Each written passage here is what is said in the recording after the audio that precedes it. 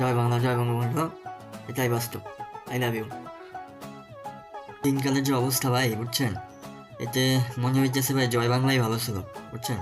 পরীক্ষা দিতাম আগে, ধরেন লিখতে লিখতে সময় বোর হয়ে যেতাম, বোরিং ফিল করতাম, পাশে যেগুলো বই সেগুলোর কোনো পিটাইতাম, চুপ রইতাম, লাইট চাইতাম, তারপর আস্তে সময় রিফ্রেশ হইতো, মেন্টালিটি যখন আবার একটু ক্লিয়ার থাকতো, আবার লিখতাম একটু। সিক পাক তো আসি, আর দীক্ষা লেখা, এটা লেখা, সেটা লেখা তো আসি। আর এখন ভাই সাধারণত পপ টেস্ট, পিডি টেস্ট, আর এই মডেল টেস্ট, এইসব পরীক্ষা, ফাইনাল পরীক্ষা তো অনেক বহু দূরের কথা। এসব পপ টেস্ট, মপ টেস্ট, এই মডেল টেস্টের পরীক্ষায় দীক্ষা লেখা তো অনেক অনেক মানে বহু দূরের কথা। সাধারণত ঘাড় ঘুরে দিই ভাই, এর যে পরিমাণে প্যারা যায় ছেলে, এইটা করা যাবে না, এইটা করা যাবে না, দীক্ষা লেখা যাবে না, এই হয়ে হলে করা যাবে না। সেদিন সাধারণত কাজ দিছি ভাই, এই যে আমার ধরছে কাজ দিয়ে লিখে দাঁড়া ওইটা, এই অবস্থা ভাই, বুঝছেন। ভাই আমি চাই জয় বাংলা আবার আসুক ভাই, আমার লেখাপড়ার সময়টা শেষ হোক ভাই, আমি অনার্স মাস্টার্স শেষ করার পরে, মানে কমপ্লিট করার পরে, তারপর আবার ভাই এই ডক্টর ইউনূস আসুক ভাই।